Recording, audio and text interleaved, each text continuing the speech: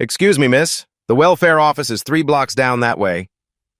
Branch manager Derek Coleman pointed toward the exit, his voice dripping with condescension. He stepped directly in front of Dr. Amara Williams, blocking her path to the VIP counter. His eyes scanned her dismissively from head to toe, as if she were lost. The First National Bank lobby went silent. 12 customers turned to stare. Someone's phone camera started recording. Dr. Williams stood perfectly still, her leather briefcase at her side. Her tailored navy suit cost more than Derek's monthly salary, though he didn't bother to notice. A platinum credit card caught the afternoon light as she adjusted her purse. "Security!" Derek announced the marble-walled space. "We have someone who doesn't understand our banking policies." Guard Johnson shifted uncomfortably near the entrance. The elderly woman behind Dr. Williams shook her head in disgust. "Have you ever been judged by your appearance before anyone bothered to learn who you really were?" Dr. Williams' expression remained calm, professional. "I'm here about my account portfolio." Derek's laugh echoed through the marble lobby. "Your account portfolio?" He turned to the other customers with theatrical disbelief. "Ma'am, this is First National Bank, not a check-cashing service." The insult landed like a slap. Several customers shifted uncomfortably. A young woman near the entrance pulled out her phone, fingers moving across the screen. "I understand there may be confusion," Dr. Williams replied evenly. "Could I speak with someone about my banking relationship here?" Derek crossed his arms, speaking slower and louder as if addressing a child.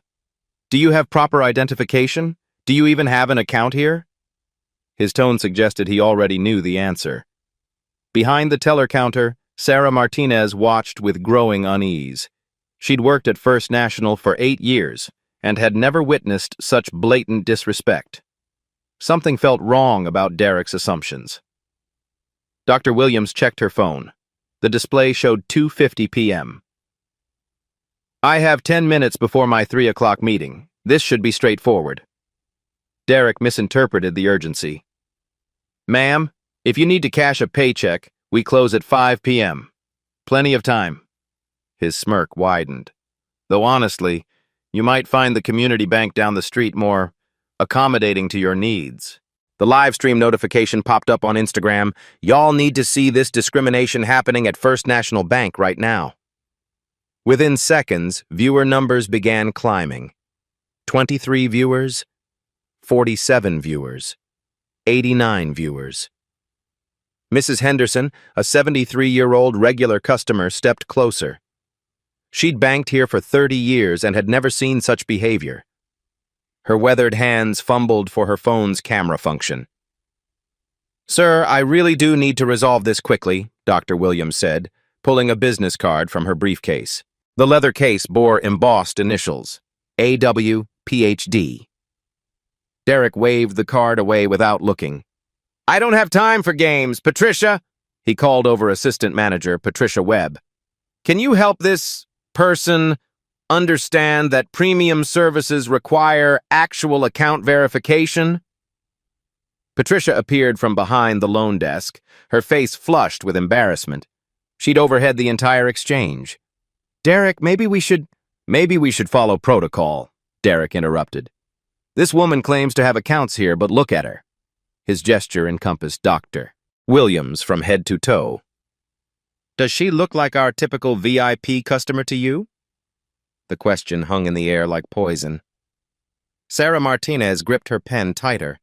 Mrs. Henderson's phone was now recording, her lips pressed into a thin line of disapproval. Dr. Williams's phone buzzed. A text from Mayor's office flashed briefly on the screen before she dismissed it. Derek caught the motion, but misread it entirely. "Ma'am, personal calls can wait. If you're here for legitimate banking business, you'll need to get in the regular customer line." He pointed toward a queue of 6 people.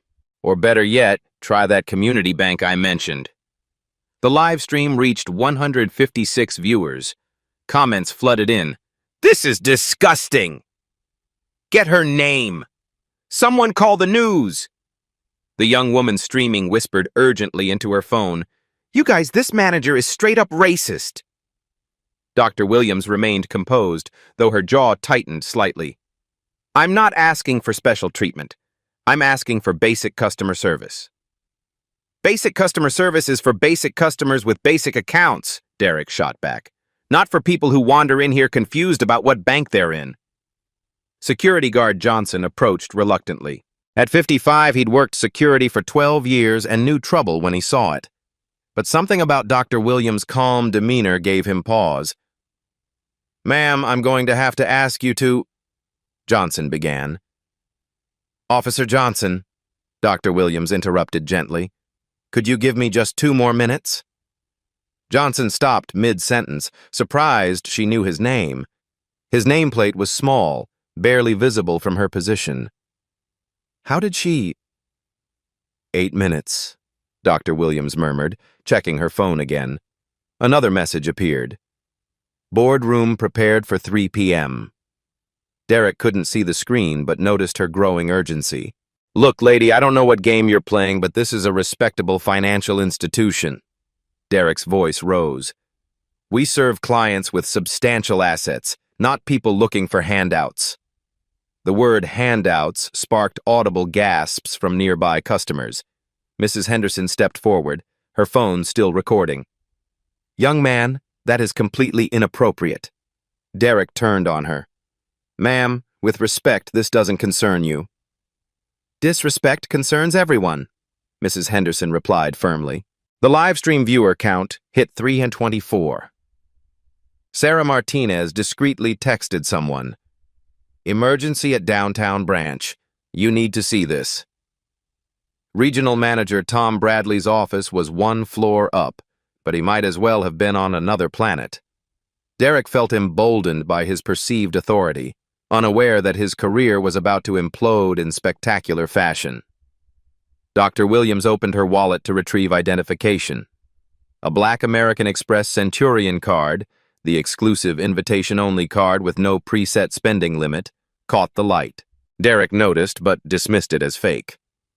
"Plastic's cheap these days," he muttered. 5 minutes, Dr. Williams said quietly, more to herself than anyone else. Derek had reached his limit. "Ma'am, I'm calling the police to have you removed for trespassing." He pulled out his cell phone with theatrical authority. "This has gone on long enough." The lobby fell silent, except for the soft pinging of livestream comments. 412 viewers now watched Derek dial 911, unaware they were witnessing the beginning of his professional destruction. "Yes, 911? This is Derek Coleman, branch manager at First National Bank downtown. I need someone removed from our premises immediately." Dr. Williams watched him make the call that would end his career. Her expression remained unchanged, but her fingers moved to the business card in her hand, the one Derek had refused to read. Derek continued his 911 call with theatrical authority. "We have an aggressive individual who refuses to leave our premises. She's disrupting business and intimidating customers."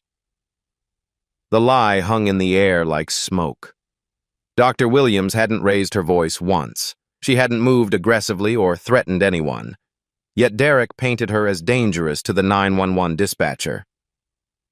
"Ma'am, you need to understand the seriousness of this situation," Derek said, covering his phone. "Trespassing is a criminal offense." Mrs. Henderson couldn't contain herself. "Young man, that woman has been nothing but polite." Her voice carried the authority of 7 decades. "You're the one being aggressive." Derek's face flushed red. "Ma'am, please don't interfere with bank security procedures." The live stream exploded with activity. 547 viewers and climbing. Comments scrolled faster than anyone could read. "This is insane. Sue them! What's her name? Someone call Channel 2 News." Sarah Martinez felt her stomach twist. She'd seen Derek's temper before, but never directed at customers. Never with this level of cruelty. Her fingers moved across her phone screen, typing frantically. Dr. Williams glanced at her watch. 2:52 p.m. "Officer Johnson, could you please ask the dispatcher something?" Johnson looked confused but stepped closer.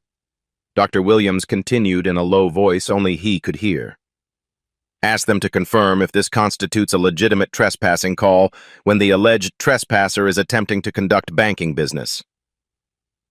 Johnson's 25 years in law enforcement had taught him to read people. Something about Dr. Williams' composed demeanor and specific legal language triggered his instincts. This wasn't some confused person Derek was portraying. "Derek!" Johnson called out. "Maybe we should—" "No maybes!" Derek snapped. "This woman is trespassing. End of discussion." From upstairs, Regional Manager Tom Bradley's phone buzzed. Sarah Martinez's text was urgent. "Derek calling 911 on black customer. Situation out of control. Need you now." Tom set down his coffee and headed for the elevator. He'd received exactly 3 emergency texts in 15 years. Sarah wasn't prone to dramatics. The live stream reached 698 viewers. The original streamer, Jasmine, whispered urgently to her phone, "Y'all, this is getting scary. This manager is straight up calling the police on this professional woman for trying to bank." Dr. Williams checked her phone again. A new message from James Morrison, executive assistant, appeared. "Dr. Williams, board members arriving early. Suggest we start at 2:55. She typed back quickly. "Slight delay. Start without me. 5 minutes maximum." Derek caught her texting and misinterpreted it as desperation. "Ma'am, calling your friends won't help. The police are on their way." "I understand," Dr. Williams replied calmly. Patricia Webb hovered nearby, growing increasingly uncomfortable. She'd worked in banking for 12 years and had completed extensive training on discrimination policies. Derek's behavior violated every protocol she'd learned. "Derek," Patricia said quietly, "maybe we should check the account system first." "Patricia, don't enable this behavior," Derek hissed. "She's clearly not a customer here. Look at her." The elevator dinged. Tom Bradley emerged, his eyes immediately scanning the scene. He saw the crowd of customers, the phones recording, Derek on the phone with 911, and a professionally dressed black woman standing calmly in the center of it all. His stomach dropped. "Derek!" Tom called sharply. "My office. Now!" "I'm handling a security situation, Tom," Derek replied without looking up. "Give me 2 minutes to get the police." "Hang up that phone immediately," Tom ordered, his voice carrying authority that made the entire lobby fall silent. Derek finally looked up, irritated. "Tom, this woman is trespassing. She claims to have accounts here but won't provide proper—" "I said hang up the phone." The 911 dispatcher's voice crackled through Derek's speaker. "Sir, are you still there? Officers are 5 minutes out." Dr. Williams spoke for the first time in minutes. "Tom, it's all right. Let him finish his call." Tom Bradley froze. The woman knew his name. She'd spoken with the quiet authority of someone accustomed to being obeyed. His eyes darted to her professional attire, her expensive briefcase, her composed demeanor. Warning bells exploded in his mind. "Derek, tell them it's a false alarm," Tom said urgently. "It's not a false alarm," Derek protested. "This woman—" "Tell them it's a false alarm!" The shout echoed through the marble lobby. Every customer, every employee, every viewer of the live stream heard Tom Bradley's panic. Derek, stunned by his supervisor's outburst, stammered into the phone, Dispatch? This might be a misunderstanding. Cancel that unit." "Sir, are you saying you no longer need police response?" Derek looked between Tom's terrified expression and Dr. Williams' calm face. Yes. Cancel the call." The live stream chat exploded. "What just happened?" Why did the other manager freak out?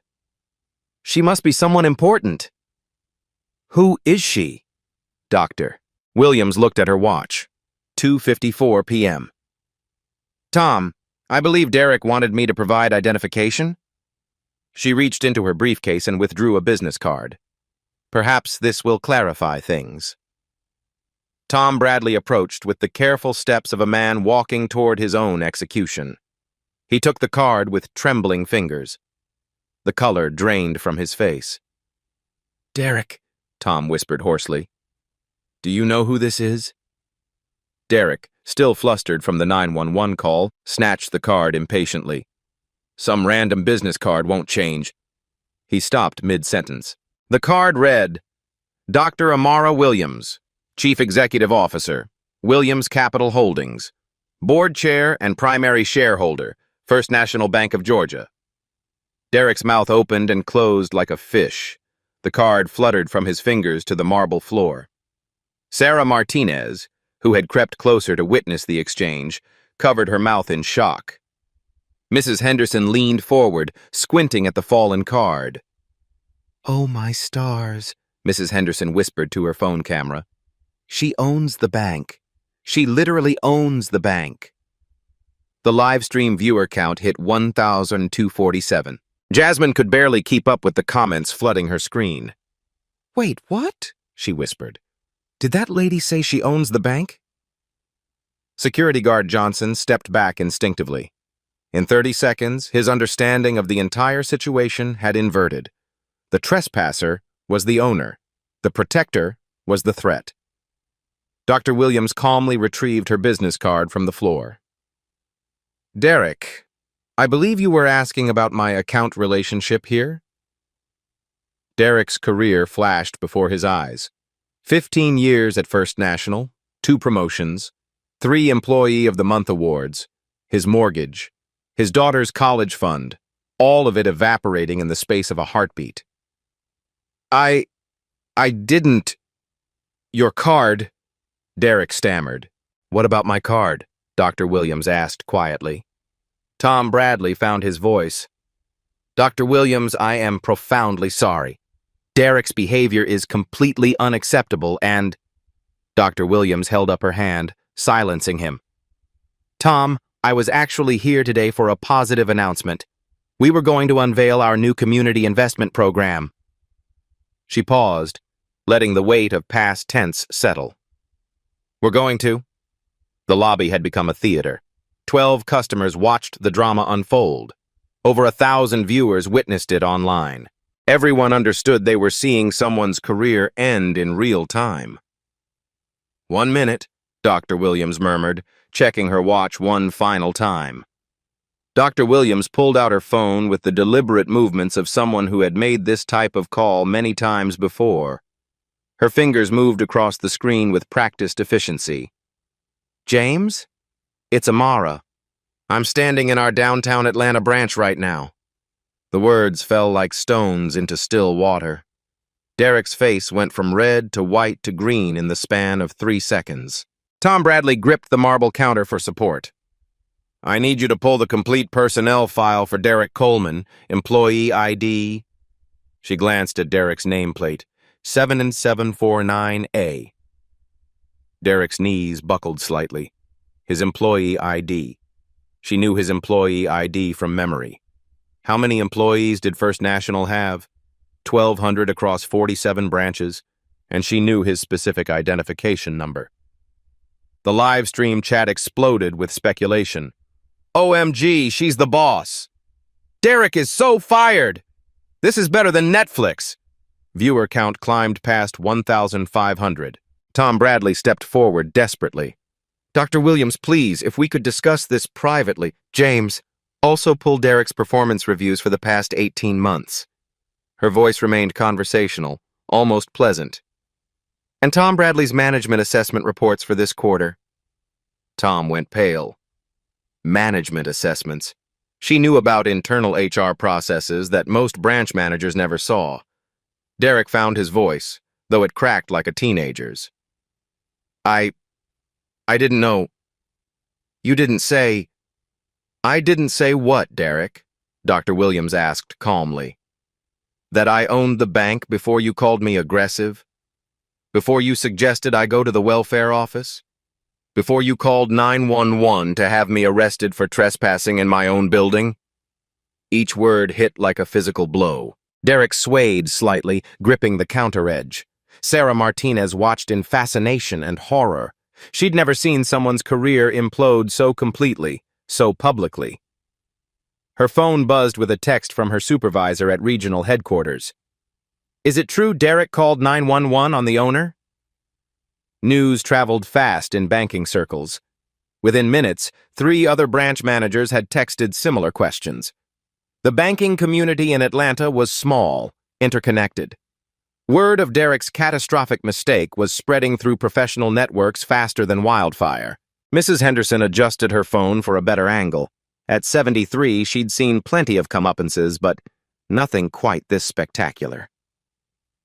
"Young man," she said to Derek, "I believe you owe this lady an apology." Derek opened his mouth, but no sound emerged. The magnitude of his error had rendered him speechless. Dr. Williams continued her phone conversation. "James, what's the current value of our community investment program budget?" She paused, listening. "Yes, the $2.3 million we allocated for minority business loans. The program I was announcing today." The word "was" carried the weight of a guillotine blade. "Unfortunately, due to circumstances beyond our control, we'll need to reassess the downtown branch's eligibility to host that program." Derek's eyes widened. $2.3 million. The community investment program was supposed to be his branch's flagship initiative for the year. The PR boost alone would have secured his next promotion. Local news coverage, community partnerships, federal recognition for diversity initiatives, all gone in the span of 20 minutes. Tom Bradley stepped closer, his voice barely a whisper. "Dr. Williams, surely we can resolve this internally. Derek's actions don't represent our bank's values, don't they?" Dr. Williams interrupted. "Derek's been branch manager here for how long, Tom? 15 years? This level of discrimination doesn't develop overnight. This is learned behavior, refined through practice and institutional acceptance." Her phone conversation resumed. "James, I need the federal compliance reports for this branch, specifically any discrimination complaints filed in the past 5 years." Derek's face went ashen. There had been complaints. 2 formal ones and several informal mentions during staff meetings. Mrs. Patterson, the black teacher who said Derek made her feel unwelcome. The Hispanic couple who complained about excessive documentation requirements. The young Muslim woman who felt targeted during account verification. He'd dismissed them all as misunderstandings, overly sensitive customers, people looking for special treatment. Now those dismissed complaints formed a pattern that could destroy him. The live stream reached 1,847 viewers. Local news stations were starting to pick up the story through social media monitoring. Channel 2's assignment desk had dispatched a crew. The Atlanta Journal-Constitution's social media team was already crafting breaking news alerts. Patricia Webb finally found her courage. "Dr. Williams, I want you to know that several staff members, including myself, were uncomfortable with Derek's behavior today. This doesn't represent how we normally—" "Patricia, how long have you been assistant manager here?" 3 years, ma'am." "In those 3 years, how many times have you witnessed Derek display bias toward customers?" Patricia's silence spoke volumes. Her eyes darted to Derek, then back to Dr. Williams. The answer was clear to everyone watching. There were incidents," Patricia admitted quietly. "But I thought it wasn't my place to—" "It's everyone's place," Dr. Williams replied. "Discrimination thrives in silence." Dr. Williams checked her watch. 2:57 p.m. "Tom, I have a board meeting in 3 minutes. They're waiting for my recommendation on several key initiatives, including which branches should receive additional investment funding this quarter." The threat hung unspoken but clear. Dr. Williams controlled not just Derek's fate, but the branch's entire future. Quarterly investment funding determined staffing levels, technology upgrades, marketing budgets. Without that funding, the downtown branch would stagnate while competitors flourished. Derek finally found words. "Dr. Williams, I made a mistake. A terrible mistake. I was trying to protect the bank's image, maintain our standards." "Whose standards, Derek?" Her question cut through his excuse. The bank's standards include treating every customer with dignity regardless of race, gender, or appearance. Those aren't suggestions. They're federal regulations backed by FDIC requirements. She was right, and everyone knew it. The Civil Rights Act of 1964, specifically Title II, prohibited discrimination in places of public accommodation. Banks fell under federal oversight through multiple agencies: the Federal Reserve, FDIC, OCC, and state banking commissioners. "James," Dr. Williams continued into her phone, "contact our legal department. I need them to review the bank's compliance with federal fair lending practices. Today's incident may require notification to regulatory authorities."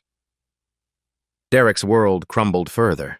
Regulatory notification meant federal investigation. Federal investigation meant career death in banking. The Office of the Comptroller of the Currency maintained a database of banking professionals with compliance violations. No major financial institution would hire someone with a discrimination complaint in their federal file.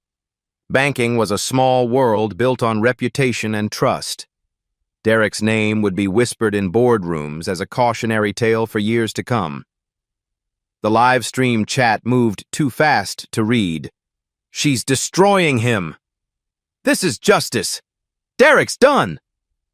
Banking while black shouldn't be this hard. Someone get this woman's autograph." Security guard Johnson maintained his position but felt increasingly awkward. 25 years in law enforcement had taught him to recognize power dynamics. Dr. Williams held all the cards, and Derek had been playing poker with Monopoly money. Mrs. Henderson lowered her phone momentarily. "Honey," she said to Dr. Williams, "I've banked here 30 years. Never seen anything like what that boy just did to you. You handle this however you see fit." The elderly woman's support carried unexpected weight. Mrs. Henderson represented the bank's traditional customer base: older, established, conservative. If she was appalled by Derek's behavior, it signaled complete community rejection. Dr. Williams nodded graciously. "Thank you, Mrs. Henderson. Your witness testimony may be valuable." Tom Bradley realized the full scope of the disaster. This wasn't just about Derek anymore. The entire branch's reputation was at stake. 1,200 online viewers had watched Derek call 911 on the bank's owner. The story would spread through social media, local news, banking industry publications. The hashtag #banking, while black, was already gaining momentum. Within hours, it would trend nationally. Other customers would share their own stories of discrimination. Competitors would use the incident in their marketing. Regulatory agencies would increase scrutiny. "Dr. Williams," Tom said desperately, "what can we do to make this right?" "You can start by understanding what Derek cost us today." She paused her phone conversation. "James, what's our current stock price?" The answer was apparently immediate. "Down 12 cents since this story started trending on social media. Our market cap just lost approximately $4.2 million. Derek's legs gave out. He sat heavily in a nearby chair, the full weight of his actions finally crushing him. $4.2 million in market value. Gone. Because he couldn't see past his own prejudices. His wife would see the video. His teenage daughter would face questions at school. His neighbors would whisper. His mortgage depended on a job that was evaporating in real time. Sarah Martinez stepped forward tentatively. "Dr. Williams, I recorded the security footage of today's incident. If you need it for any proceedings..." "Thank you, Sarah. That's exactly the kind of proactive thinking we value." Dr. Williams made a mental note. Sarah had demonstrated integrity under pressure, protecting both the customer and the institution's true interests. Derek looked up from his chair, grasping at straws. "You can't fire me for one mistake. I have rights. I have a union." "Derek," Dr. Williams replied calmly, "you called 911 to have your employer arrested for trespassing in her own building. You told a federal banking regulator's board chair to go to the welfare office. You violated multiple federal anti-discrimination laws while 1,200 people watched online." She paused to let each point sink in. Your union contract includes termination clauses for actions that damage the bank's reputation or violate federal compliance requirements. You've accomplished both in under 20 minutes. The live stream hit 2,156 viewers. Local Twitter accounts were sharing clips. Banking. While Black started trending in Atlanta. The story had escaped the building's marble walls and entered the digital stratosphere where forgiveness was rare and consequences permanent. Derek's phone buzzed, a text from his wife. Someone shared a video of you on Facebook. Call me now. The personal consequences were beginning. Social media had no forgiveness, no redemption arc, no appeals process. Derek's name would be forever linked to this moment of spectacular professional failure. Dr. Williams looked at her watch, 2:59 p.m. James, tell the board I'll be there in 30 seconds. We have one final matter to resolve. She ended the call and faced Derek directly. You have a choice. Resign immediately with a neutral reference or be terminated for cause with full documentation in your federal employment record. Tom Bradley held his breath. A resignation would allow Derek to find other work, eventually. Termination for cause would end his banking career permanently. Derek stared at the marble floor, his 15-year career reduced to rubble. If I resign, you get to control the narrative. Leave on your own terms. Find work in another industry where your perspective might be more appreciated. The offer was more generous than Derek deserved, and everyone knew it. The live stream audience waited. Mrs. Henderson adjusted her phone. Sarah Martinez held her breath. Even security guard Johnson leaned forward slightly.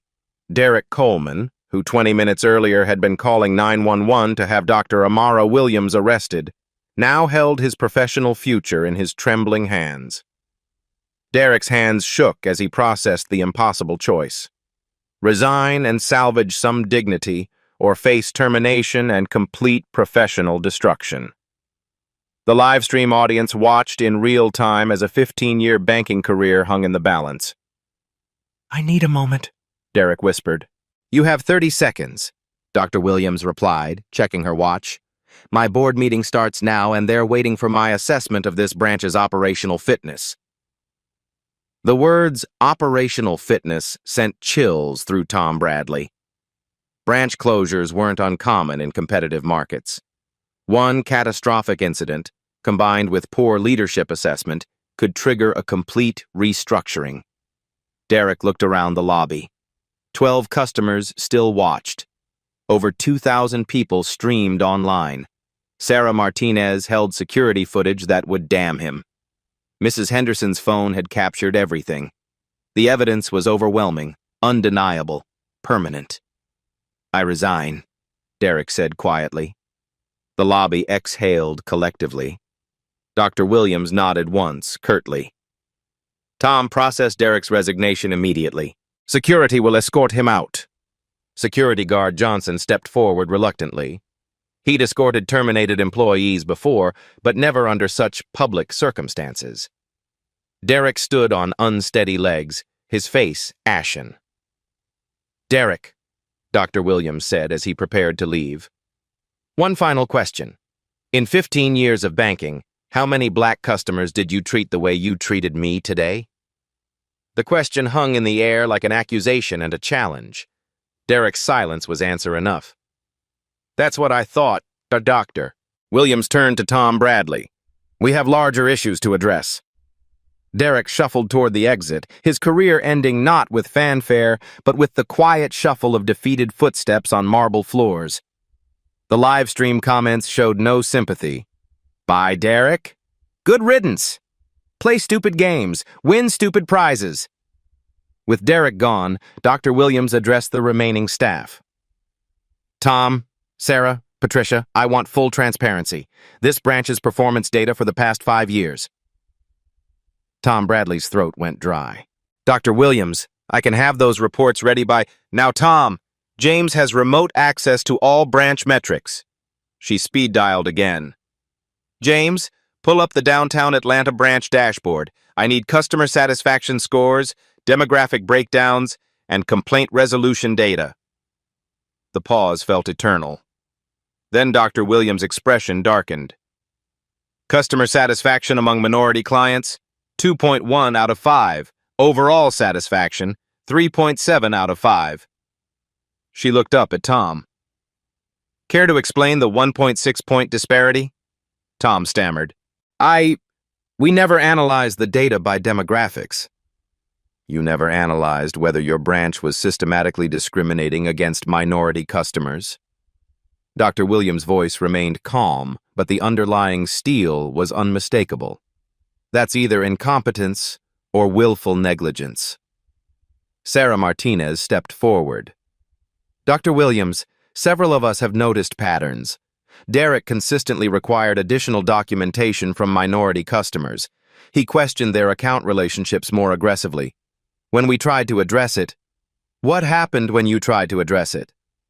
Derek said we were being overly sensitive, that maintaining bank standards required scrutiny. Sarah's voice grew stronger. But the standards weren't applied equally. Patricia Webb nodded reluctantly. It's true. Derek treated customers differently based on appearance. I should have reported it sooner. Dr. Williams absorbed this information. Tom, as regional manager, you're responsible for ensuring compliance across all branches. Derek's behavior wasn't hidden. How did you miss systemic discrimination happening under your oversight? Tom's face flushed. Dr. Williams, I visit each branch monthly. Derek always presented positive metrics because he was measuring the wrong things. Dr. Williams interrupted. Customer satisfaction among your target demographic while ignoring the community you're supposed to serve. The live stream reached 2,847 viewers. Local news crews had arrived outside, setting up cameras. The story was evolving from individual discrimination to institutional failure. James, what's our legal exposure? Dr. Williams continued her phone conversation. How many potential federal violations? Another pause. Tom Bradley felt sweat beading on his forehead. 17 potential violations of fair lending practices. 12 documented complaints that weren't properly investigated. 6 instances of disparate impact in service delivery. Dr. Williams looked directly at Tom. Your branch is a federal compliance nightmare. The numbers hit like hammer blows. Federal violations carried massive fines.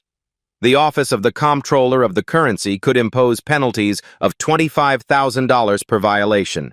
17 violations meant potential fines exceeding $400,000. Dr. Williams, Tom pleaded, we can fix this. New training programs, policy revisions, oversight improvements. Fix this, Doctor. Williams' composure cracked slightly, revealing controlled anger beneath. Tom, Derek called 911 to have me arrested for banking while black. This isn't a training problem. This is a culture problem. Mrs. Henderson, still recording, spoke up. Doctor, in 30 years banking here, I've seen how different folks get treated. That boy Derek wasn't the only one with issues. The elderly woman's testimony carried devastating weight. If long-term customers had observed discriminatory patterns, the problems ran deeper than Derek alone. James, I need our diversity and inclusion audit for this branch. When was the last comprehensive review? Dr. Williams waited for the response. 3 years ago? And the findings?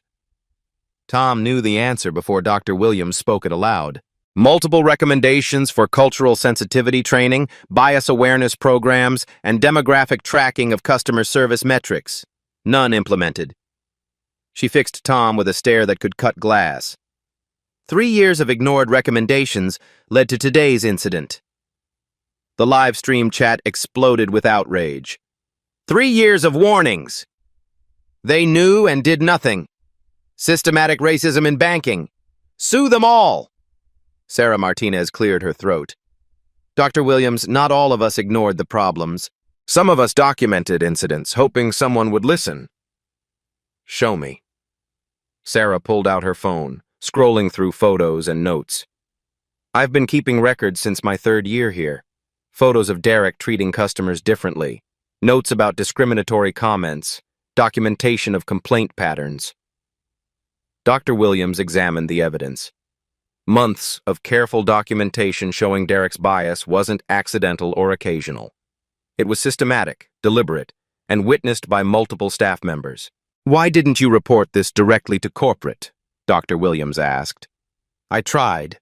I sent emails to HR, to regional management. I was told Derek's performance metrics were strong and that customer service issues were subjective." Sarah's voice carried frustration and vindication. "I was told not to create problems." Tom Bradley's face went white. He remembered those emails. He'd dismissed them as interdepartmental friction, personality conflicts between staff members. He'd never investigated deeper. "Tom," Dr. Williams said quietly, "you received documentation of systematic discrimination and chose to ignore it because Derek's profit margins were acceptable." It wasn't that simple." "It was exactly that simple. You prioritized short-term profits over federal compliance and basic human dignity." Dr. Williams turned back to her phone. "James, prepare termination paperwork for Tom Bradley, effective immediately." Tom's knees buckled. "Dr. Williams, please. I have a family, a mortgage. This was Derek's problem, not mine." "This became your problem when you ignored staff reports documenting discrimination. This became your problem when you failed to investigate complaint patterns. This became your problem when you allowed Derek to operate without oversight for 3 years." The live stream viewer count hit 3,200. #banking. While Black was trending nationally, major news outlets were picking up the story. The incident had evolved from local discrimination to national conversation about systemic bias in financial services. "Sarah," Dr. Williams continued, "you're promoted to interim branch manager effective immediately. Your first task is implementing the diversity and inclusion protocols that should have been in place 3 years ago." Sarah's eyes widened. "Dr. Williams, thank you. I won't let you down." "You already proved that by documenting problems and attempting to address them through proper channels. That's the leadership we need." Tom Bradley gathered what remained of his dignity. "Dr. Williams, this is unfair. I followed standard procedures that enable discrimination." Dr. Williams's voice carried finality. "Standard procedures that violated federal law.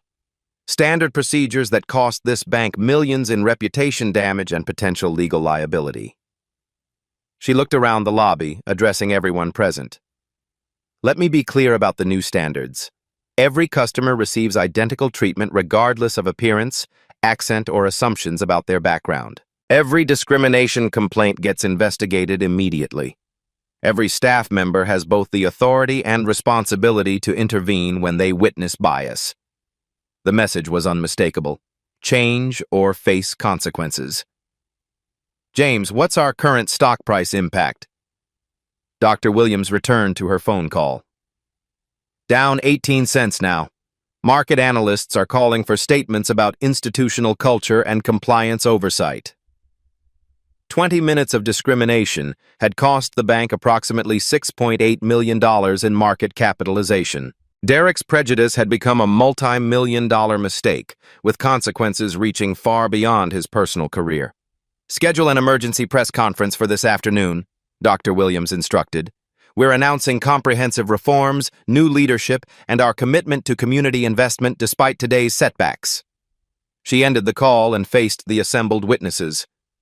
"This branch will become a model for inclusive banking practices, not because of today's incident, but in spite of it." The transformation was already beginning. With both Derek and Tom escorted from the building, the lobby atmosphere shifted dramatically. "Dr.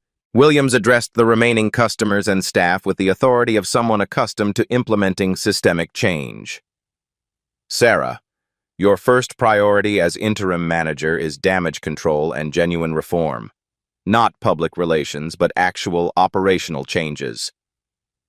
Dr. Williams pulled out a tablet, fingers moving across the screen with practiced efficiency. I'm implementing the Dignity First protocol immediately. The live stream audience watched as real-time transformation began. Comments shifted from outrage to curiosity. What's Dignity First? She's actually fixing things. This is how you handle discrimination. Patricia, you'll assist Sarah in reviewing every customer interaction policy. Any requirement that disproportionately impacts minority customers gets eliminated today. Dr. Williams' tone brooked no argument. Equal treatment means identical treatment. Patricia nodded vigorously. Yes, ma'am. I've noticed several policies that Derek applied inconsistently. We can standardize everything. Mrs. Henderson lowered her phone but continued recording. Doctor, what about us customers who witnessed this mess? How do we know it won't happen again? Excellent question. Dr. Williams turned to address everyone present. We're installing real-time customer feedback systems at every teller station. Rate your service immediately after each interaction. Anonymous, automatic, and directly monitored by corporate headquarters.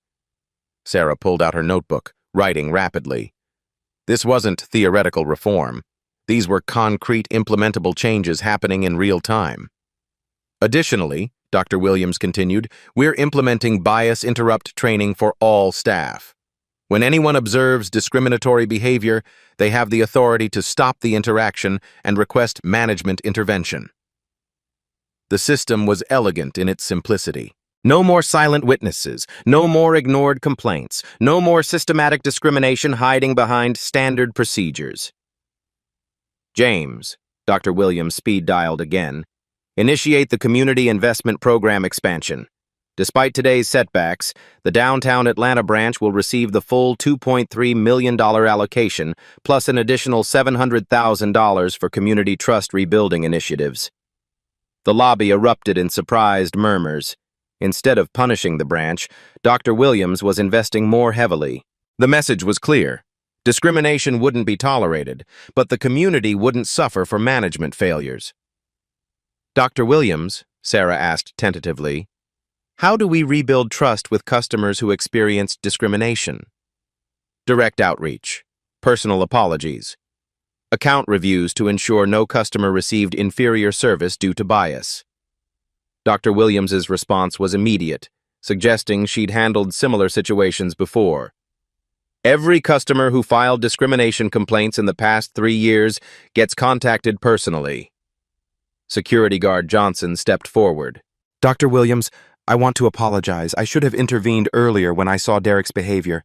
I knew it was wrong. Officer Johnson, recognizing the problem is the first step. What matters now is ensuring it never happens again. Dr. Williams' response carried no judgment, only forward momentum. Your security training will now include bias recognition and intervention protocols. The live stream reached 4,100 viewers. News crews outside were interviewing customers as they left the bank. The story had evolved from individual discrimination to institutional transformation. Sarah, schedule mandatory training for all staff starting tomorrow. 40 hours of cultural competency, unconscious bias recognition, and inclusive customer service. Anyone who refuses the training finds another job. The requirements were non-negotiable. Change wasn't optional. It was mandatory for continued employment. Mrs. Henderson addressed her phone camera directly. Y'all seeing this? This lady isn't just firing people, she's fixing the whole system. This is how you create real change. The elderly woman's endorsement carried unexpected weight with the online audience. Comments praised Dr. Williams' comprehensive approach. She's not just angry, she's strategic. Real reform, not just punishment. This is leadership. James, what's our public statement timeline? Dr. Williams returned to her phone call. The press conference needs 3 key elements: acknowledgement of systemic failures, concrete reform measures, and community investment commitments. Patricia raised her hand hesitantly. Dr. Williams, what about Derek's previous customers who might have experienced discrimination? How do we identify them? Data analysis. James has already started pulling customer satisfaction surveys correlated with Derek's shift schedules. Any customer who rated service poorly during his direct interactions gets personal outreach. The thoroughness was staggering. Dr. Williams wasn't just addressing today's incident. She was systematically reviewing years of potential discrimination. Sarah, one final priority. Employee recognition program for staff who report discriminatory behavior. We reward integrity, not silence. Dr. Williams looked around the lobby. Creating change requires courage, and courage deserves recognition. The live stream comments exploded with approval. She's rewarding people for doing the right thing. Finally, a boss who gets it. This is how you fix institutional racism. As Dr. Williams prepared to leave for her delayed board meeting, she addressed the entire lobby one final time.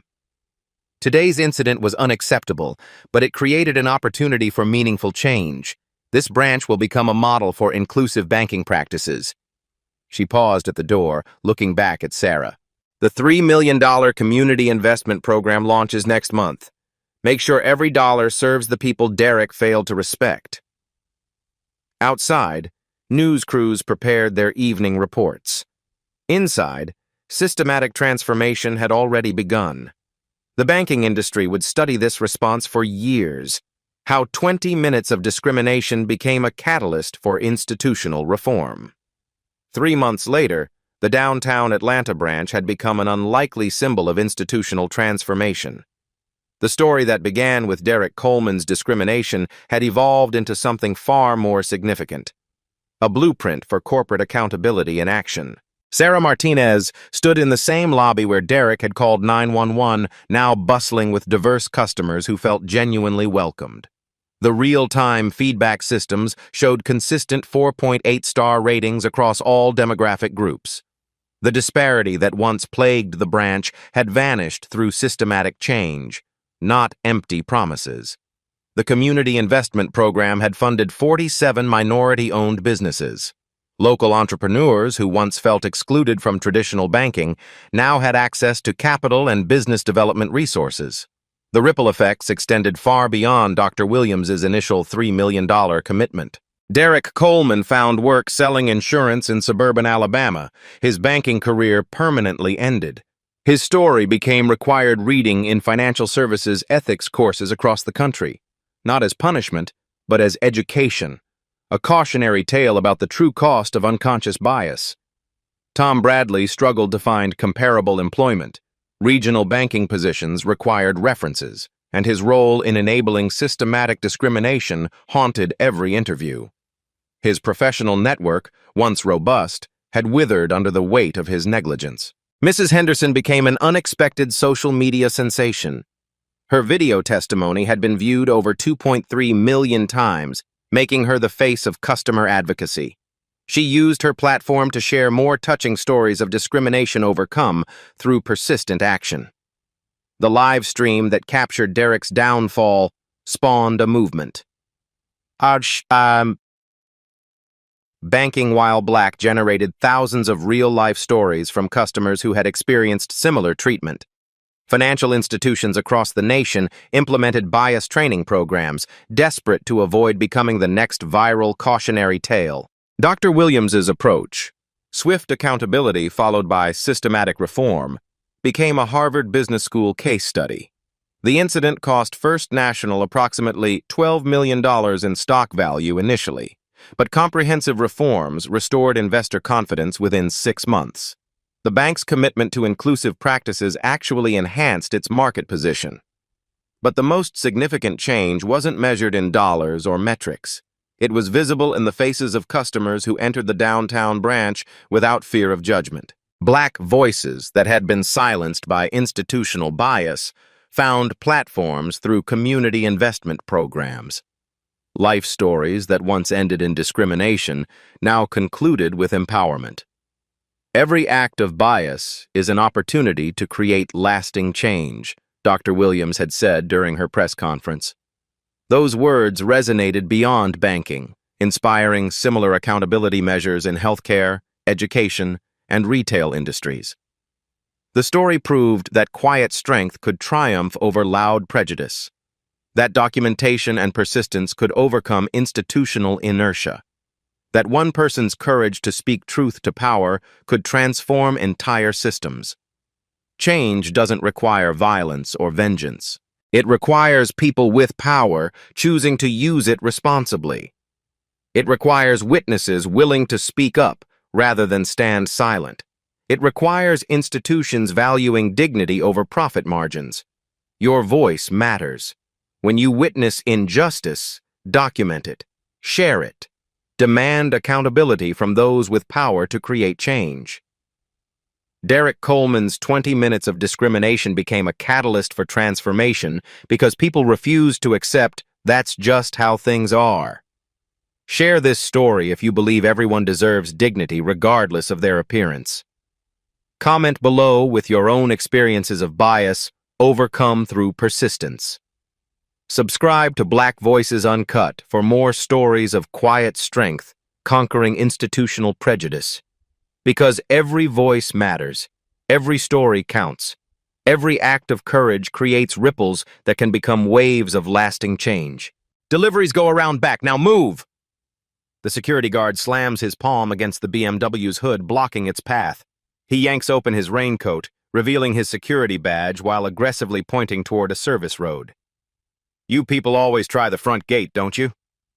The driver's window lowers, revealing a well-dressed black man. I'm Dr. Taylor. I own this residence.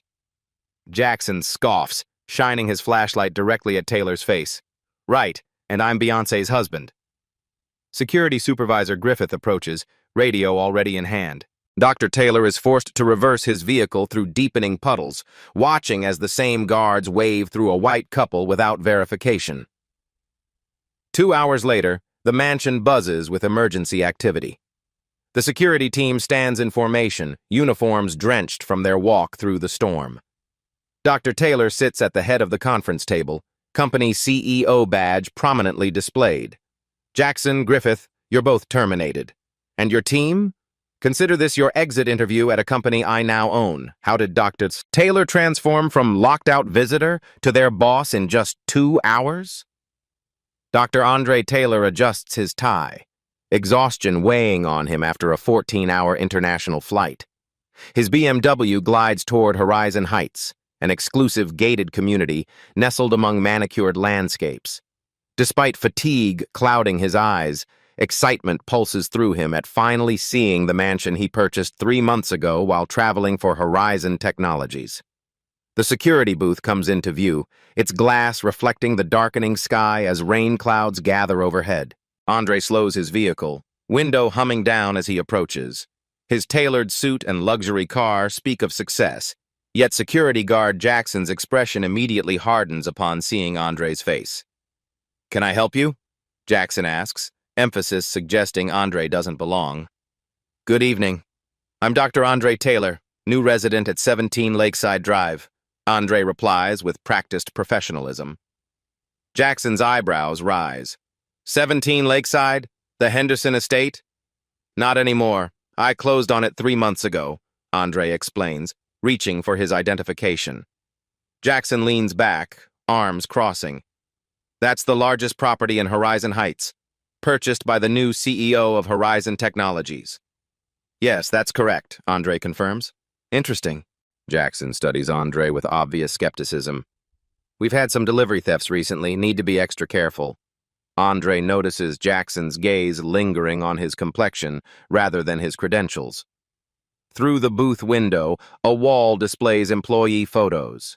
Jackson's showing a former police uniform, a fact that makes Andre instinctively straighten his posture. I understand security concerns, Andre offers diplomatically. I have all my documentation ready. Jackson's radio crackles. He speaks quickly into it, eyes never leaving Andre. Got a situation at the main gate. Send Griffith. Minutes later, Supervisor Griffith approaches, clipboard in hand, raindrops beginning to speckle his uniform. His expression mirrors Jackson's suspicion as he surveys Andre's vehicle. What seems to be the problem? Griffith asks, addressing Jackson rather than Andre. Claims he lives at the Henderson estate, Jackson replies. Says he's the new CEO. Griffith turns to Andre, skepticism evident. Sir, perhaps you're confused about which community you're visiting. Horizon Heights is a private, exclusive property. Andre maintains his composure. I'm not confused. I purchased 17 Lakeside Drive 3 months ago. I have identification and property documentation in my briefcase. I'm the highest authority present, Griffith states firmly, and I don't recall any notification about new ownership of our premium property. Behind Andre's BMW, a white couple in a Mercedes approaches. Without checking their credentials, Jackson waves them through with a friendly nod. What neither guard realizes is that Andre has already noticed the Sentinel security logo on their uniforms, the same company his corporation acquired yesterday. Rain begins to fall more steadily as Andre retrieves his driver's license and property deed from his briefcase. He holds them out toward Griffith, who takes them with visible reluctance. These documents appear suspicious, Griffith says after barely glancing at them. He hands them back dismissively. Anyone could print these. Then perhaps we should call the property management office, Andre suggests reasonably. They can verify my ownership. Office is closed for the weekend, Griffith responds too quickly. Reopens Monday morning. Andre's jaw tightens slightly, the first crack in his professional demeanor. There must be some verification protocol for new residents arriving after hours. The conversation halts as headlights approach from behind. A silver Lexus pulls up, driven by an older white couple. Jackson immediately steps toward their vehicle, smiling broadly. Evening, Mr. and Mrs. Whitman. Welcome back, Jackson calls out, waving them through without checking any identification. Andre turns back to Griffith, eyebrow raised. You didn't verify their credentials. Those are proper residents we recognize, Griffith replies flatly. Been here for years. Andre takes a slow, measured breath. May I ask which security company you represent? Griffith stands taller, pride evident. Sentinel Security Services, best in the business, protecting Horizon Heights for over a decade. Andre nods, making mental note. I see. A younger guard approaches from the security office, Thompson, according to his nameplate. He observes the situation with evident discomfort, shifting his weight from one foot to another. Is there a resident database we could check? Andre asks Thompson directly, noting the guard's less confrontational demeanor. Thompson begins to respond. We do have a verification system that... Thompson! Griffith cuts him off sharply. Return to your post. I'm handling this. Thompson hesitates, glancing between Andre and his supervisor before reluctantly stepping back. Perhaps you could escort me to the property, Andre suggests to Griffith. Verify my residence directly. We're understaffed tonight, Griffith claims, despite 5 guards visible in and around the security booth. Can't leave the gate unattended. The rain intensifies, drops now pelting Andre's exposed hand, still holding his identification. He surveys the situation, the dismissive security team, the preferential treatment of white residents, the increasingly heavy downpour. I understand, Andre says finally, his tone neutral, but eyes calculating. Then I'll need to make alternative arrangements. Best if you come back Monday when management is available, Griffith suggests with thinly veiled satisfaction. Or use the service entrance if you're making a delivery. As Andre pulls away toward street parking, Thompson watches with growing concern. Does this younger guard sense the catastrophic mistake his team just made? Andre parks his BMW on the public street 50 yards from the Horizon Heights entrance. Rain drums against the roof as he sits motionless, watching the security gate through sheets of water cascading down his windshield. His phone shows just 5% battery remaining after the long international flight. Through the downpour, he observes 3 more vehicles approach the gate. Each contains white occupants. Each receives a casual wave-through from Jackson. Andre checks his watch. 7:45 p.m. His new home sits less than half a mile away, yet might as well be on another continent. His luggage remains locked in his trunk, including his laptop charger and spare phone battery. Frustration builds, but he channels it into deliberate thought rather than outward expression. He exits his vehicle, the expensive wool of his suit immediately darkening with moisture. The walk back to the security booth feels longer with each rain-soaked step. By the time he arrives, water streams from his tailored shoulders. Jackson doesn't attempt to hide his smirk. Back so soon? I need to contact the property management emergency line, Andre states, water dripping from his chin. My phone is nearly dead. May I use your office phone? Griffith emerges from the dry comfort of the booth. We don't allow unauthorized individuals inside security facilities. Then call for me, Andre requests, maintaining his composure despite the humiliation of standing drenched while his antagonizers remain dry. This situation is becoming unreasonable. Griffith exchanges glances with Jackson before reluctantly nodding. Wait here. Andre stands in the rain for 15 excruciating minutes. Residents drive past, some slowing to observe the well-dressed black man being made to wait outside the security booth like a trespasser. Some avert their eyes, others stare openly. Finally, Griffith beckons him toward the small office. 5 minutes. That's it. Inside, Andre stands on the thin mat by the door, water pooling beneath his Italian leather shoes. The guards have made no offer of a towel or seat. Griffith picks up the desk phone, punches in a number, waits briefly, then hangs up. No answer from emergency management. Try again Monday. The phone barely rang, Andre observes quietly. Thompson, monitoring security cameras at a nearby desk, speaks up. We could check the resident database. It would show... Systems down for maintenance, Griffith interrupts, though the computer clearly displays an active screen. Weekend updates. I'd like to speak with Thompson privately, Andre requests, noting the younger guard's discomfort with the situation. All communication goes through me, Griffith insists, and you need to complete this visitor denial form before leaving. He slides a document across the desk. Andre studies it briefly, noting the clause waiving his right to file complaints against Sentinel Security. I will not be signing this, Andre states firmly. Then we'll have to report this as a trespassing attempt, Griffith threatens. We have your license plate recorded. Jackson adds with unmistakable condescension, maybe try the service entrance next time. They're used to your situation. Andre's expression remains impassive, though his eyes harden. I would like copies of your security protocols and the names of everyone involved in this incident. Jackson tears off a slip of paper, scribbling, Officer doing my job, before sliding it across with a sneer. Griffith adds his own name, deliberately misspelling it. Andre collects the paper, folds it precisely, and tucks it into his sodden jacket pocket. Thank you for documenting your participation.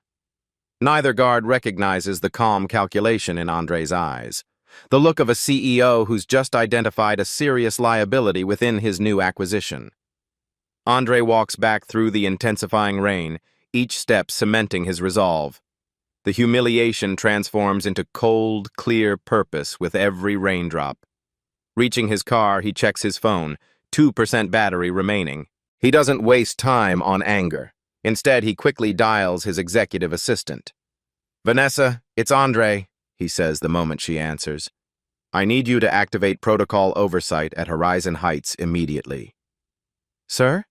That's the acquisition we finalized yesterday, Vanessa responds, surprise evident in her voice. Yes. Send Diane from legal and James from HR to the main gate. Have them bring the complete file on Sentinel Security Services. This is urgent. What happened? Vanessa begins to ask. The phone dies mid-sentence. Andre places it carefully on the passenger seat, his movements deliberate despite the storm raging around him. He sits motionless for 30 seconds, organizing his thoughts with the precision that built Horizon Technologies into an industry leader. From his luggage, he retrieves a dry suit and changes quickly in the confined space of his car. The wet clothes he places in a plastic bag, methodical even in crisis. Next, he extracts his tablet from his briefcase. Though unable to connect to the internet in the storm, he has offline copies of recent acquisition documents. Andre navigates to the Sentinel Security Services files. The security company was part of a larger acquisition when Horizon Technologies purchased Eagle Corp last month, a small division he hadn't planned to review until next quarter. His finger traces the organizational chart displayed on screen. Patricia Harris, regional manager for Sentinel, reports directly to his company's COO. A noteworthy detail catches his eye. Multiple discrimination complaints filed against Sentinel at various properties, all mysteriously resolved without disciplinary action. Andre adds this to his mental catalog of the evening's events, constructing a precise timeline of everything said and done at the gate. Meanwhile, inside the security office, Thompson waits until Griffith steps outside to monitor the gate. He quickly accesses the resident database, typing Taylor into the search field. His eyes widen at the results. Dr. Andre Taylor is indeed listed as the owner of 17 Lakeside Drive, with a notification flag identifying him as the new CEO of Horizon Technologies. Thompson's finger hovers over the mouse, debating whether to alert Griffith. Either choice carries consequences. He ultimately closes the database without saying anything, conflict evident on his young face. In his car, Andre crafts a detailed plan balancing justice with corporate responsibility. This isn't merely about personal vindication. It's about addressing a systemic problem affecting countless others without his resources or position. He documents each interaction in meticulous detail, preparing for what comes next. Through the rain-streaked windshield, Andre watches a black SUV pull up to the security gate. Two professionally dressed individuals emerge, a woman and a man, both carrying briefcases despite the downpour. Jackson immediately directs them toward the security office, his demeanor noticeably more accommodating than it had been with Andre. The chess pieces are in motion, but Griffith and Jackson still believe they're playing checkers. They have no idea who's really arrived. Inside the security office, Diane Chen, Horizon Technologies legal counsel, and James Okafor, HR director, stand with perfect posture despite their rain-dampened clothing. The small room feels suddenly inadequate for the gravitas they bring. "I'm Diane Chen, Chief Legal Counsel for Horizon Technologies," she states, presenting her credentials. "This is James Okafor, our HR director. We're here regarding a serious complaint about resident access protocols." Griffith's expression shifts from authoritative to uncertain. "A resident complained? We've been maintaining strict security due to recent thefts. We need immediate access to security camera footage and incident logs from the past hour," James states, his tone pleasant but brooking no argument. Jackson steps forward defensively. "That requires supervisor approval. We can't just—" "We have authorization from ownership," Diane interrupts, her voice silk over steel. Thompson looks up from his monitoring station. "I can help access that footage, sir." Griffith glares at Thompson but nods curtly, unable to refuse the request without raising further suspicion. Meanwhile, Andre remains in his car, the rain finally beginning to ease.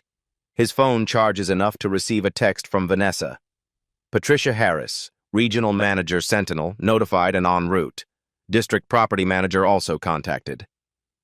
Inside the security booth, Thompson accesses the camera system, bringing up footage of Andre's earlier interaction with the security team. Diane and James watched intently as the scene unfolds on screen. Andre's professional demeanor, Jackson's immediate hostility, Griffith's refusal to verify credentials. "We were following protocol for unverified visitors," Griffith insists, watching himself on the monitor. "We've had security incidents recently." "Yet other vehicles were admitted without verification," James observes, pointing to footage of the white couple waved through without checking. "Those were known residents," Jackson argues, crossing his arms. "We recognize them." Thompson shifts uncomfortably in his chair before speaking. "I checked the database after you stepped out, Mr. Griffith. Dr. Taylor is registered as the owner of 17 Lakeside Drive." "You did what?" Griffith explodes, face flushing. "That was direct insubordination." Diane makes a note in her tablet as this outburst is captured by the office cameras she ensured were recording. The office phone rings sharply. Griffith snatches it up, listening intently as the color drains from his face. He ends the call without speaking and turns to the others. "We need to reassess the situation with the visitor at the gate," he announces, his authoritative tone now hollow. What bombshell did Patricia Harris just drop that made Griffith suddenly eager to reassess the situation? Patricia Harris strides toward the security gate, her tailored raincoat shedding water with each purposeful step. The regional manager of Sentinel Security Services projects competence and concern in equal measure. Before entering the security office, she pauses to speak with Diane and James under the small awning. "How bad is it?" she asks quietly. Diane passes her tablet to Patricia, displaying the security footage alongside a corporate organizational chart. "The man they denied entry and humiliated is Dr. Andre Taylor. As of yesterday, he's effectively the owner of Sentinel Security." Patricia's professional mask slips momentarily, genuine alarm flashing across her features. "They turned away our new CEO, and there's footage?" "Complete with racial profiling clearly evident," James confirms soberly. Patricia squares her shoulders and enters the security office, where Griffith immediately approaches. "Ms. Harris, there's been a misunderstanding with a difficult visitor," he begins, words rushing together. "We were simply following security protocols." "Was this visitor Dr. Andre Taylor?" Patricia cuts him off, her tone clipped. "Some guy claiming to be the owner of the Henderson estate," Jackson interjects from across the room. "We were just doing our job, keeping out someone who didn't look like they belonged here." Patricia's expression hardens at Jackson's phrasing. She turns to Thompson. "I'd like your account of what happened." Thompson straightens, clearly uncomfortable being put on the spot. Dr. Taylor arrived and presented identification. He claimed to own 17 Lakeside Drive, which I later confirmed in our database. He was denied entry and made to wait in the rain while other residents were admitted without verification. "Thompson is too new to understand security protocols," Jackson dismisses with a wave. "We can't just let anyone in who claims to be a resident." Outside, Andre's phone rings. Vanessa again. "The executive board has been briefed. They've unanimously authorized your planned response. Patricia Harris has arrived at the gate." Andre acknowledges this update and exits his car. The rain has subsided to a light drizzle, the air heavy with the aftermath of the storm. He walks toward the security booth with measured steps. Patricia emerges with Diane and James, immediately approaching Andre. Her demeanor is dramatically different from that of Griffith and Jackson, respectful, professional, concerned.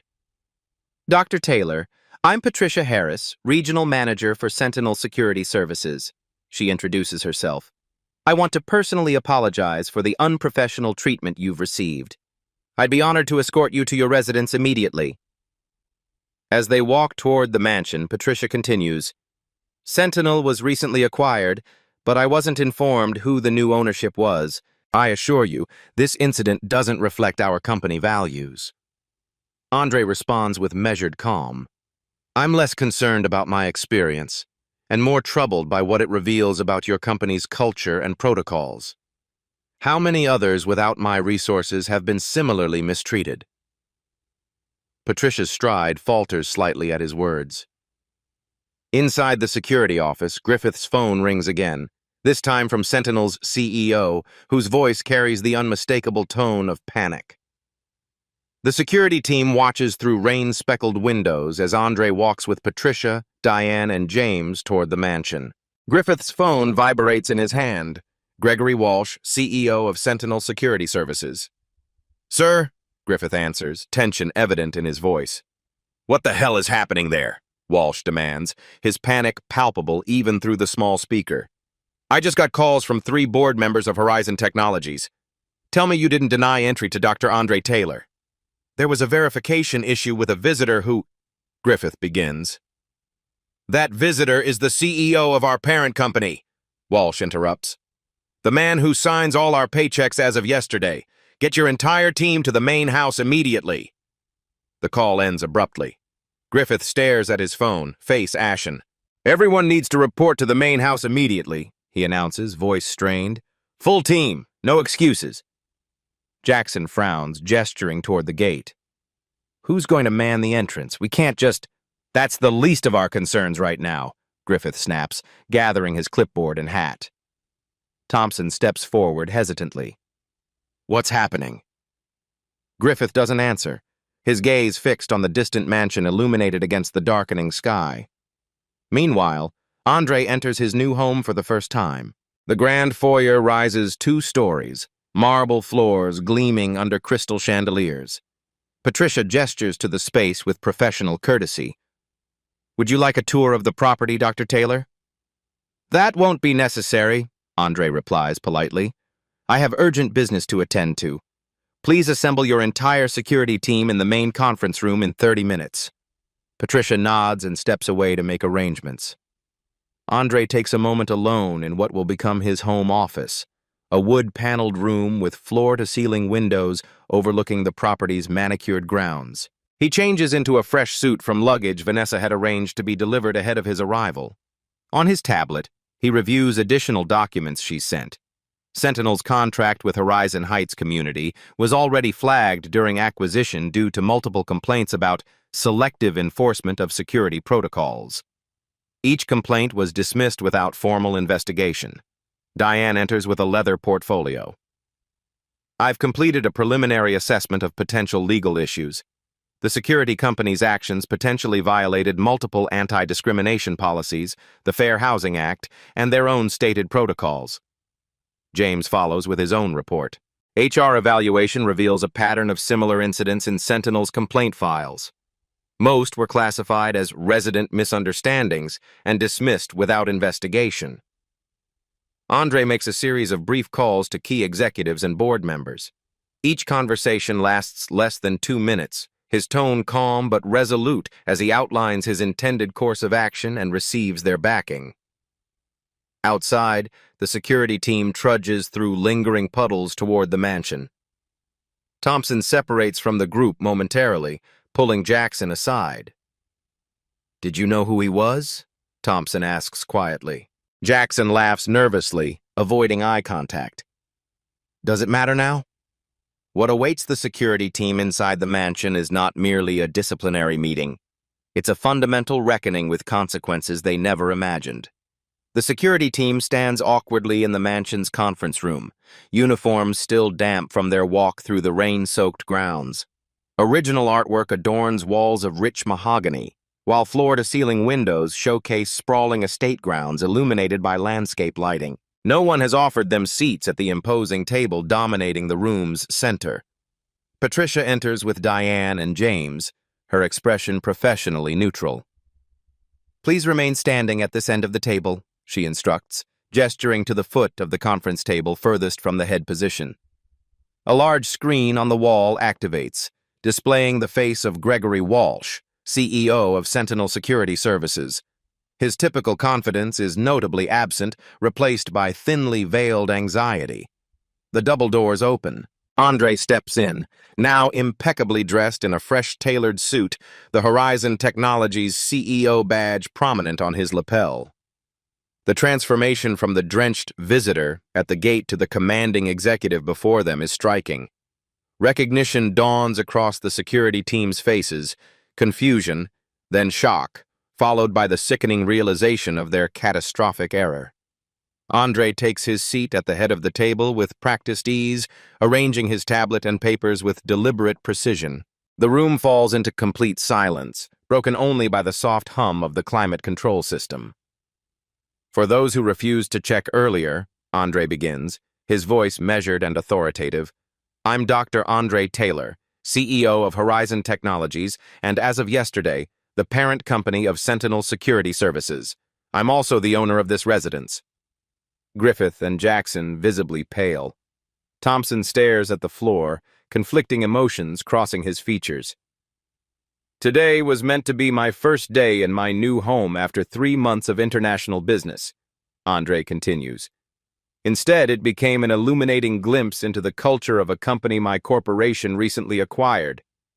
He nods to Diane, who distributes printed stills from the security footage alongside transcripts of the conversations at the gate. Andre stands, walking slowly around the table as he methodically details the incident.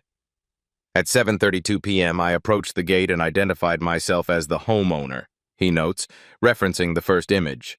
Without checking any database, Mr. Jackson immediately directed me to a service entrance, suggesting I was delivery personnel. Andre continues through each documented interaction, highlighting moments where protocols were selectively applied or completely ignored. His tone remains professional, but the precision of his analysis carries more weight than any emotional outburst could.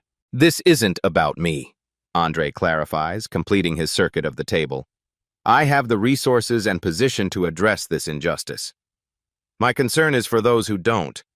How many residents or visitors have faced similar treatment without the ability to hold anyone accountable?" Gregory Walsh interjects from the screen, his words tumbling over each other. "Dr. Taylor, please accept our profound apologies for this inexcusable incident.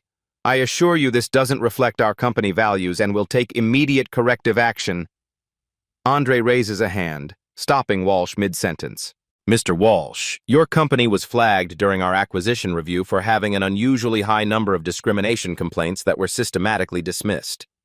Today I experienced firsthand why those numbers exist." Andre returns to his seat, tapping his tablet to display a new document on the screen. Horizon Technologies had already planned a full audit and restructuring of Sentinel security as part of our acquisition strategy. Today's events have simply accelerated that timeline. He looks directly at Griffith and Jackson. "Your employment is terminated, effective immediately. The rest of the team will undergo a thorough review and retraining if they wish to remain with the company." Griffith starts to protest, but Andre continues without acknowledging him. "Ms. Harris will oversee the immediate implementation of new security protocols at all properties under our management." Andre turns his attention to Thompson. "Your willingness to check the resident database against orders demonstrates integrity. Patricia will discuss your future with the company separately."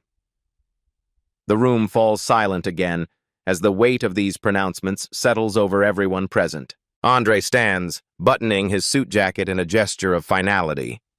"This incident will serve as the foundation for a complete overhaul of security protocols across all our properties," he states. "What happened today will never happen again, not to me and not to anyone else." As Griffith and Jackson surrender their security badges, Andre reveals there's more to his response than individual terminations, a systemic overhaul that will transform the entire industry. Monday morning at Horizon Technologies headquarters finds the executive boardroom filled to capacity. Sunlight streams through glass walls, illuminating the tense faces of board members and division heads gathered for the emergency meeting Andre called over the weekend. Andre stands at the head of the conference table, his presentation displayed on multiple screens throughout the room. His voice carries the same measured authority it held in the mansion confrontation, but now addresses a broader systemic issue. "What happened Friday night exposed vulnerabilities in 3 recently acquired companies," Andre explains, highlighting sections of his presentation.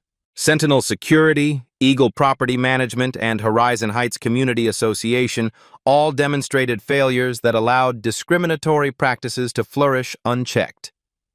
Diane Chen takes the floor, presenting legal findings that paint a troubling picture. "Our review uncovered a pattern of similar incidents across multiple properties. Most concerning is evidence that Griffith had been transferred to Horizon Heights after comparable complaints at other locations, essentially shuffling the problem rather than addressing it." The board members exchange uncomfortable glances. Bernard Winters, the longest-serving member, clears his throat. "While this incident is regrettable, perhaps we should handle this matter internally. A public response could attract unnecessary negative attention to recent acquisitions." Several heads nod in agreement. Eleanor Jenkins, head of the Finance Committee, adds, "The security division represents less than 2% of our overall portfolio. Is this level of attention warranted?" Andre studies both speakers before responding. "This isn't about percentages or public relations. It's about the standard we set as a corporation and how we treat people. If we tolerate discrimination in any division, no matter how small, we tacitly endorse it across our entire organization." He advances to the next slide, displaying his 3-pronged approach. First, immediate leadership changes at Sentinel Security and Eagle Property Management. Second, a comprehensive audit of all security protocols across properties. Third, implementation of a new resident verification system that removes subjective judgment from the process. The presentation continues with detailed implementation timelines and budget projections. Andre addresses questions with the precision that has become his trademark, never allowing the discussion to drift from the core issue of systemic discrimination. Meanwhile, across town, Griffith and Jackson sit in a law office considerably less impressive than Horizon's headquarters. Attorney Raymond Delgado reviews their case with thinly veiled skepticism. "Let me understand," Delgado says, reviewing their hastily prepared complaint. "You're claiming wrongful termination because you were just following protocols when you denied the CEO entry to his own residence?" "We had no way of knowing who he was," Griffith insists. "The company never informed us about ownership changes." "That's right," Jackson adds defensively. "We were doing our jobs protecting the community. There's been a series of thefts, which apparently didn't warrant checking IDs of white residents," Delgado interrupts, reading from the incident report. "This says you waved through multiple vehicles without verification while making Dr. Taylor wait in the rain." "Those were known residents," Griffith argues. "And your defense is that you didn't recognize Dr. Taylor because—" Delgado lets the question hang in the air. Neither man answers directly. Jackson finally mutters, "We were just applying extra scrutiny where it seemed warranted." Delgado makes a note, his expression growing more concerned. "And this notation about extra scrutiny, does it appear in your written protocols?" "It's an unwritten policy," Griffith admits. "Just good security practice." Delgado closes his notepad. "Gentlemen, I'll be blunt. Your best option is to negotiate a settlement that includes a non-disclosure agreement. If this goes to arbitration, you'll lose, and if it goes public, you'll never work in security again." Back at Horizon Technologies, Andre meets with Patricia Harris in his office. Her usual confidence is tempered with humility following the weekend's events. The audit team found multiple instances where complaint records were intentionally miscategorized to keep them out of discrimination statistics, she reports. The practice began shortly after Griffith was promoted to supervisor 3 years ago. Andre nods, unsurprised. "And Thompson?" "He's been with Sentinel for only 6 weeks, Patricia confirms. His personnel file shows he previously reported discriminatory practices at another security company and was subsequently let go for not being a team player. Offer him the lead position implementing our new verification protocols," Andre decides. "His integrity is exactly what we need during this transition." Patricia hesitates before continuing. "There's something else. We've identified 3 previous incidents where residents or visitors of color received similar treatment at properties Griffith supervised. Each complaint mysteriously disappeared from our records." Andre turns to the window, considering this information. "Have Diane's team contact each of those individuals, offer appropriate compensation and a personal apology from me." The following day, Andre announces the creation of a new executive position, Chief Equality Officer, responsible for ensuring fair treatment across all company properties and services. The business community expects him to bring in a high-profile name from outside. Instead, he appoints Patricia Harris. Ms. Harris demonstrated something crucial during this crisis, Andre explains to surprised board members. She recognized the problem immediately and took responsibility rather than making excuses. That's the leadership we need. He also announces a partnership with the National Fair Housing Alliance to develop new training protocols for security personnel. The program will become mandatory for Horizon properties and offered industry-wide. By week's end, the story leaks to the business press. Rather than attempting damage control, Andre authorizes transparent disclosure of the incident and resulting changes. The Wall Street Journal runs a feature on how a CEO's humiliation sparked industry reform. Business Insider follows with the security protocols failing communities of color and how one company is fixing them. Yes, Griffith and Jackson's attorney calls with news. Their wrongful termination claim has been rejected before even reaching arbitration. The arbitration panel cited overwhelming evidence of discriminatory application of security protocols. Both men now face review of their security licenses by state authorities. "I warned you this would happen," Delgado tells them. The complaint records Thompson provided showed a clear pattern of discrimination. You're lucky they're not pursuing further legal action. At Horizon Technologies, Andre reviews implementation reports for the new verification system. Early data shows it's not only eliminating bias but actually improving overall security effectiveness. He adds a note to share these statistics at the upcoming industry conference his team is organizing. "This isn't just about doing what's right," he tells his executive team. "It's about doing what works. Removing bias from our systems makes them more effective, not less." As word spreads through the industry, Griffith and Jackson prepare a desperate countermove, a lawsuit claiming they were merely scapegoats for company-wide practices sanctioned at the highest levels. The arbitration hearing room feels deliberately intimidating. Wood-paneled walls, elevated panel bench, and microphones that amplify every nervous swallow. Griffith and Jackson sit beside their attorney, Delgado, whose expression suggests growing regret at taking their case.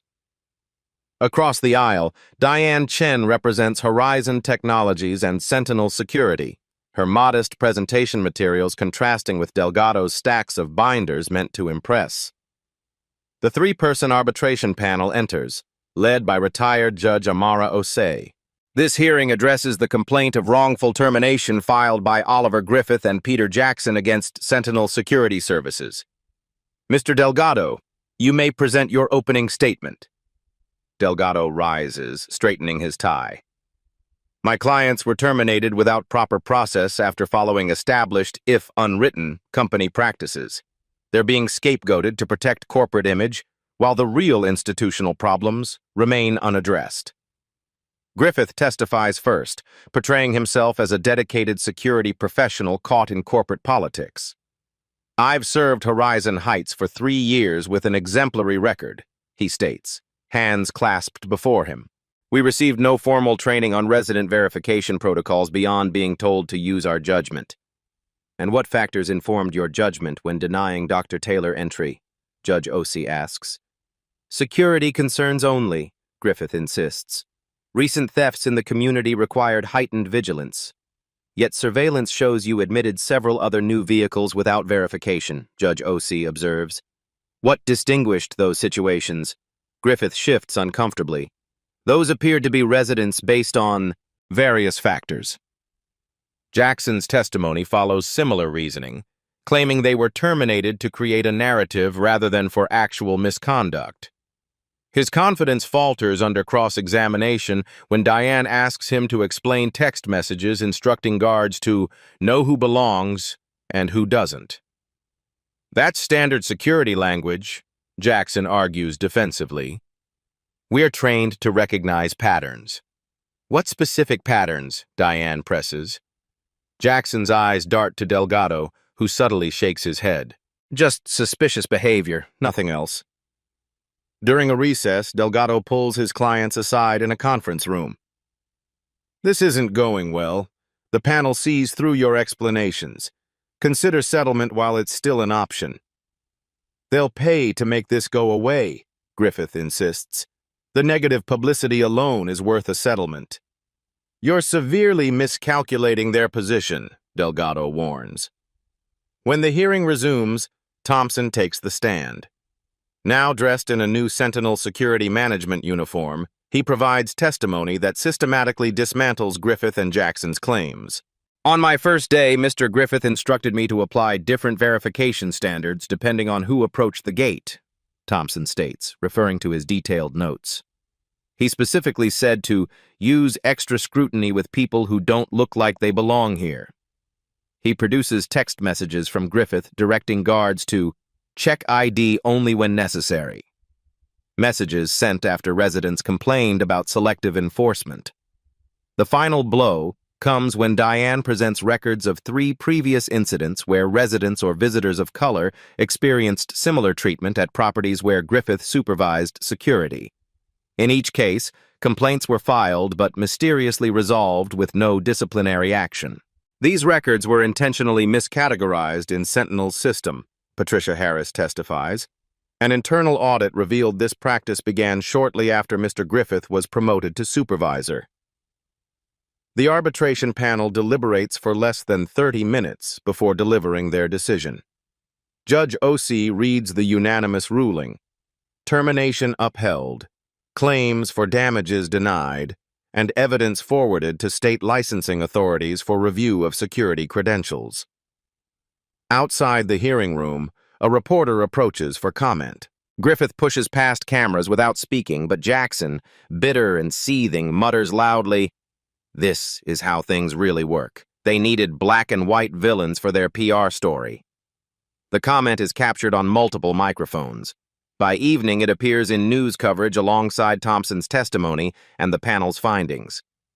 As Griffith and Jackson face professional ruin, the security industry watches with growing unease. Who will be held accountable next? 6 months later, Horizon Heights Community Center buzzes with activity. The exclusive property that once denied Andre entry now hosts the first national summit on equitable security practices. Security companies, property managers, and homeowners associations from across the country fill the auditorium, some driven by genuine commitment to improvement, others by fear of being the next cautionary tale.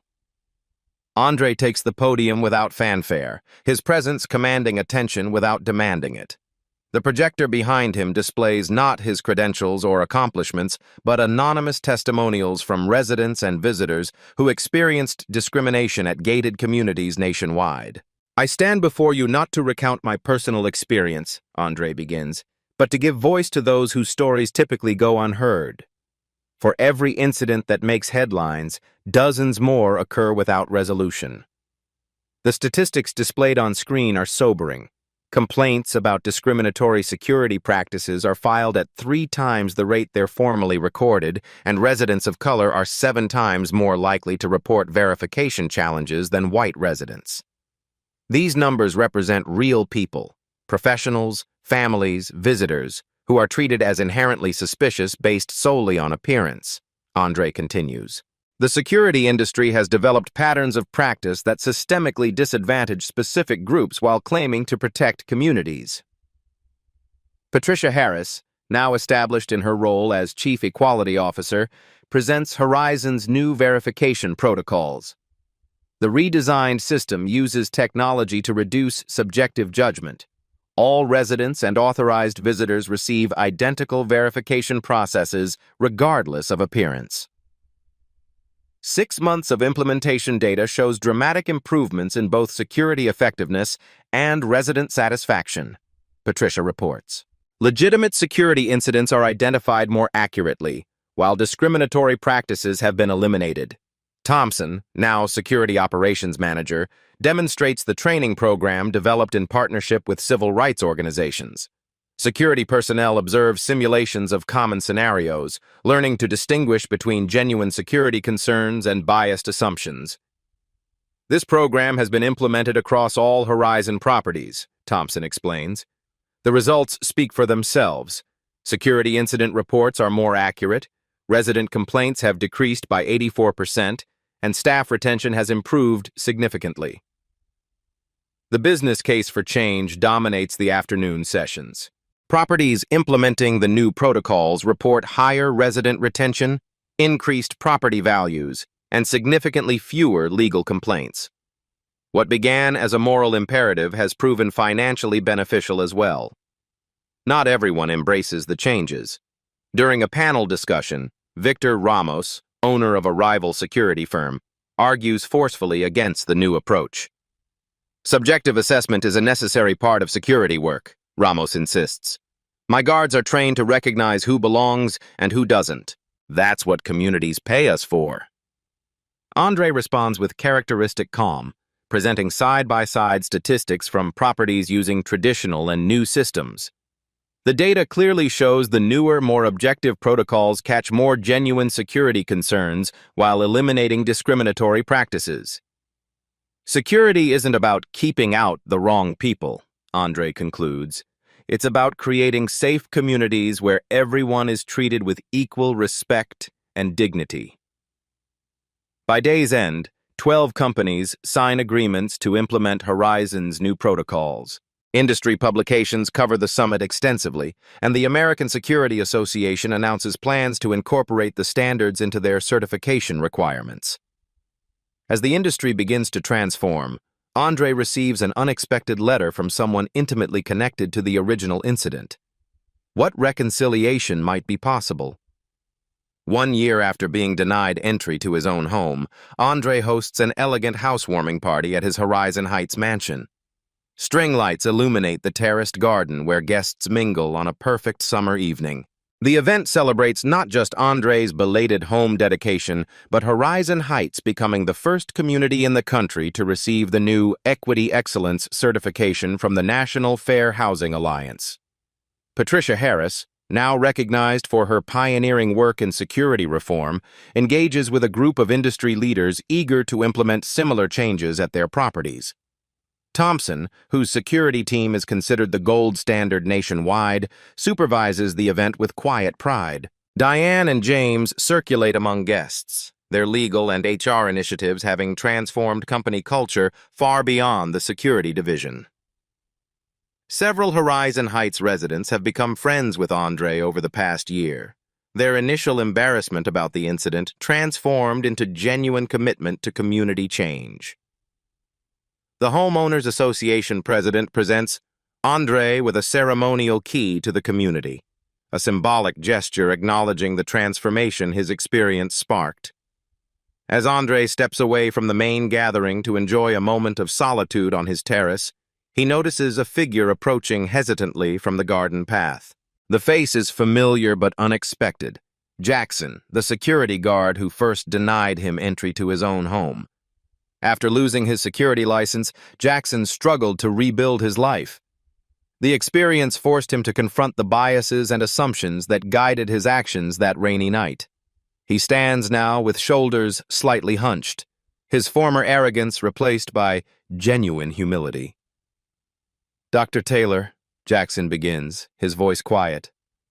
"I'm not here to ask for anything. I just needed to apologize in person."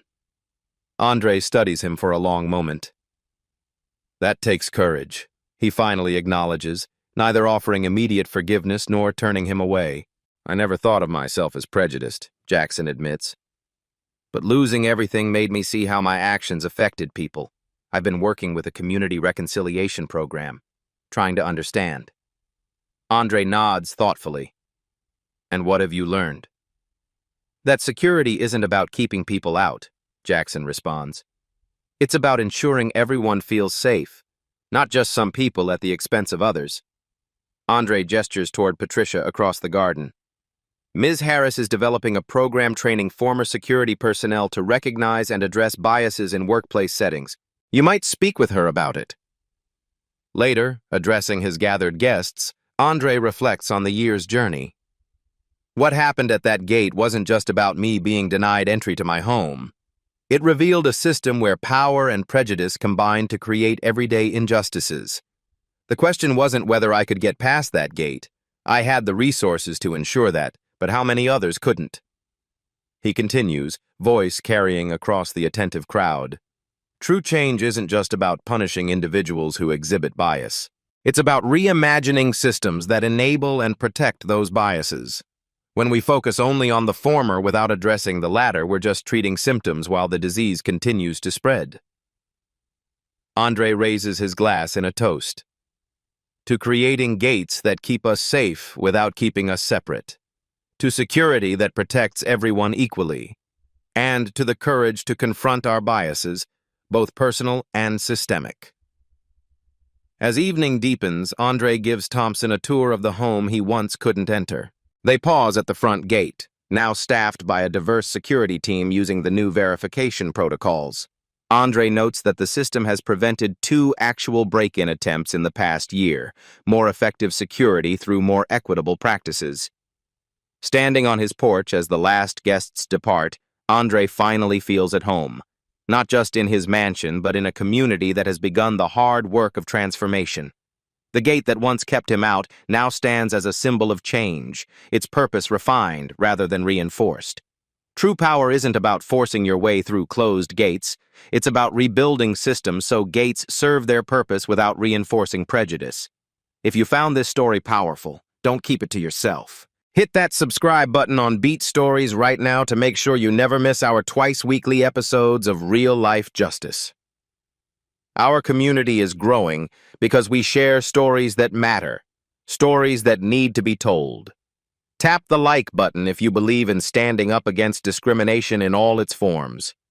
Your support helps us create more content that highlights the struggles and triumphs of everyday people facing extraordinary challenges.